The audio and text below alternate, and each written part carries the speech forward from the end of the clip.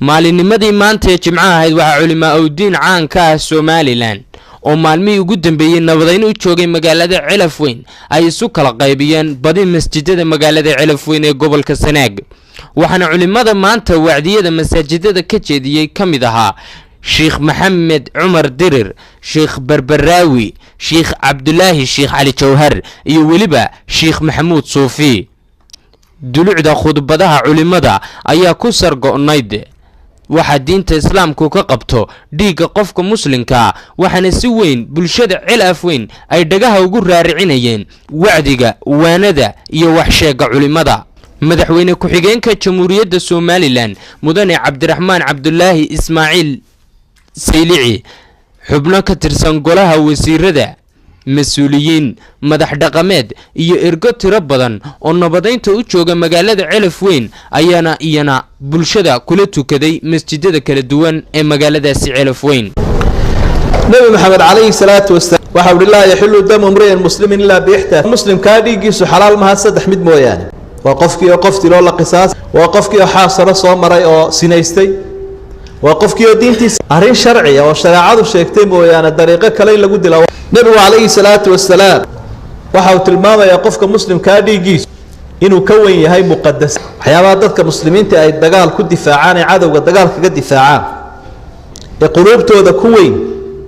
ee quraanku aad u qiimeeyay ee kacbadu ay kow ka tahay dhiiga qofka muslimka ah hadii saxiixa nabigu wuxuu ku yiri alayhi salaatu wasalaam walladhi nafsu muhammadin biyadi laqatlu mu'minin a'zamu 'inda allahi min zawali dunya hadidka hore nabigu waxa uu ku tilmaamay kacbada inuu ka weyn yahay xurmada kacbada ay leedahay dhiiga mu'minka ayaa ka weyn buu ku tilmaamay mar labaadna waxa uu tilmaamayaa adduunyada meesha ka baxda inuu ka weyn yahay oo ilaahay agtiisa kaga miisaan badan yahay dilka qofka mu'minka ah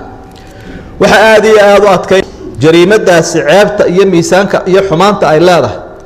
aayada suuratu nisaa ku sugan ilaahay wixii balaayo ah oo dhan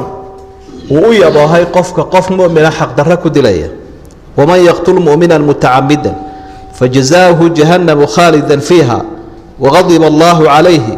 ولعنه وأعد له عذابا عظيما شنطة الرماد بلهوية قفك حق ضراء يقر ضراء كدل يقف مؤمنة يسقى أكسي خطي معها خطو ودعاه لكن وقف أكسي أبا الكيس هو النار جهنم با إلهي سبحانه وتعالى إلهي بانا العراضي نعدلنا دشا وطوري عذاب وين ودياري وحي نكرر كرينا معه وهذا islaamku uu ku xaliyay arintan muxuu ku xaliyay musiibadani haday dhacdo dhibaatadani ay timaado dadka ag joogayaasha ah muslimiinta miya eegan miyay ku qoslayaan oo way ku farxayaan ma waxay oranayaan maxaa iga galay reer hebel baa islaynaya iyo way iga fog tahay iyo aniga iima taala iyo hawshayda ma sidaasa maya waxa loo aaminayaa inuu yahay dagaalka dad ka dhaxdhaca muslimiinta kamida dab qabsaday cawska agtaada beerta agtaada cawska leh ama gogashaada qabs dabkaasi hadaanad baqtinin kuwa halka joogana uu gubayaa adigana uu ku gubayaa sida daraadeed door bay leeyihiin dadka muslimiinta ah kuwa dagaalamay aan ahayn doorkoodaasi waxa weeyaan doorka loo yaqaan al-islaah aw islaahu dhaat al-bayn dadka dhexdooda in la wanaajiyo sunnada ma aha waa waajib واجب قفول أو حكتر كرب صارمي ويا أمر بايمد إلهي بقول وين طائفتان من المؤمنين اقتتلوا فأصلحوا بينهما أمر بقول هاي بحية هذه لبكة وحوضة مسلمين تكمل إذا قال ما أما لبكة شارها هذين أما لبكة قبيلها هذين أما لبكة دولتها هذين فأصلحوا بينهما أمر كسول هاي بحية والأمر يقتضي الوجوب أمر كإلهي ونسينا وحكينا inuu waajib yahay dhexdooda wanaajiya ayaa ilaahay amarkaas u bixiyay anigu waxaan kamid ahaa culimada gobolka awdal ka timiday ilaahay horta waa tii saddexaad baan u malaynayaa barbara dadkii ku dhawaaqay baan kamid ahaa galbeedka iyaga ee war naga kiciyay yiri tii kale ee burco kadalik sidaas oo kale maanta aniga waa la soo kiciyay dhawaqa anigu ma aan lahayn hafadhiina soo kacbaa la dhidaada aatay maanta soo kacbaa la yiri waan ajiibay rag weyn oo culsna waxay ka yimaadeen galbeed oo dhan waa laga wada yimid waxaa loo yimid mashaqadaa halkaa ka dhacday ee soo noqnoqotay ee xalkeediina inagu yar adkaaday in maanta dadkaa yimid xal ay ka gaadhaan garanaysaan markaa waxay noogu filan intii sheekhu yidhi baa inoogu filan hadalkaa dheg ayna noo yeelano fasaad baa dhulka ka dhacay qatli wax ka weynina maalinkaa maanta ma jiro dadka muslimiinta ee deegaanadan degan fitnadu ay ka dhex dhacday ee shaydaan uu isku diray waxaanu leenahay tacawadu billahi min ashaytaan shaydaanka ilaahay ka magan gala waxa shaydaanku idiin qurxinayo idinku yeeboohayana ogaada inuu lugooyo yahay allah baa yidhaha shaytaanu yacidukum alfaqra wayamurukum bilfaxshaa shaydaan faqri buu idiin yaboohaya wax xunna waa idin faraya wax wanaagsan idin fari maayo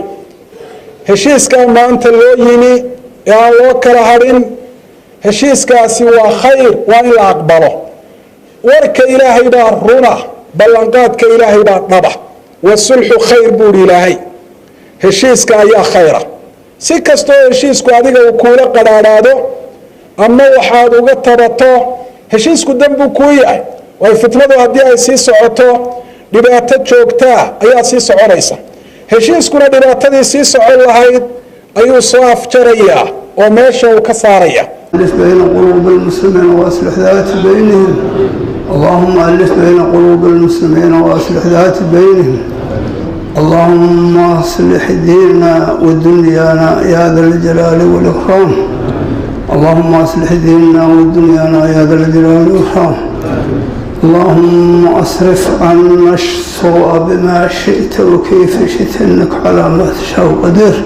اللهم صل على سيدنا محمد وعلى آله وصحبه وسلم الفاتحة محمود عبد البراء بولشة تي في 1000